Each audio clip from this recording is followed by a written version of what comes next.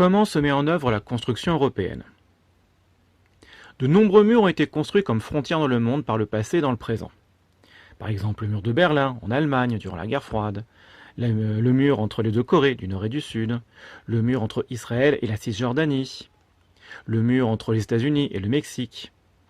Mais pendant ce temps-là, en Europe, eh bien, les frontières, on ne les voit pas, on ne les voit plus, ou alors éventuellement marquées au sol. Bref, les frontières disparaissent progressivement. Comment la disparition progressive des frontières a changé la vie des Européens? On va voir 3 exemples, l'espace Schengen, la zone euro et la citoyenneté européenne. Alors comment ça se passait avant la création de l'espace Schengen en 1995?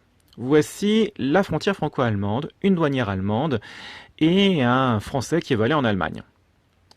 Eh bien ce qui se passe, c'est que s'il n'a pas de passeport, le Français ne pourra pas se rendre en Allemagne, il ne pourra pas franchir la frontière.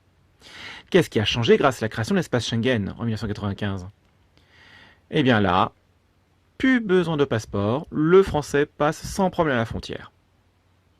L'espace Schengen, qui a été créé en 1995, permet donc la libre circulation des citoyens à l'intérieur des pays membres, comme l'avait prévu le traité de Maastricht en 1992.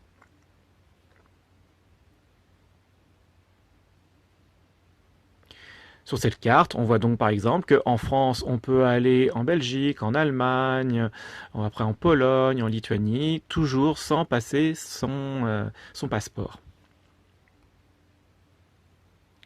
Alors, comment ça se passait avant la mise en circulation de l'euro en 2002? Voyons un exemple avec une boutique, un vendeur français et une touriste allemande. Eh bien, si elle devait payer quelque chose qui coûtait 10 francs, elle n'aurait pas pu parce qu'elle avait que les Deutschmark. Qu'est-ce qui a changé grâce à la mise en circulation de l'euro? Eh bien désormais, tout le monde a des euros, donc elle peut payer avec l'argent qu'elle a à la main. La mise en circulation de l'euro en 2002 permet donc aux habitants européens de payer avec une monnaie unique, ce qui facilite le commerce, la libre circulation des personnes et le tourisme. Ça avait été prévu, là encore, par le traité de Maastricht en 1992. On voit ici sur cette carte-là que par exemple la France, l'Allemagne, l'Espagne, la Finlande, la Grèce, en jaune, ont la même monnaie, l'euro. À quoi sert maintenant la citoyenneté européenne? Et bien là, vous avez un exemple d'un Français qui est parti étudier en Allemagne grâce au financement du programme Erasmus. Et comme il vit en Allemagne, eh bien il peut voter aux élections municipales et aux élections européennes.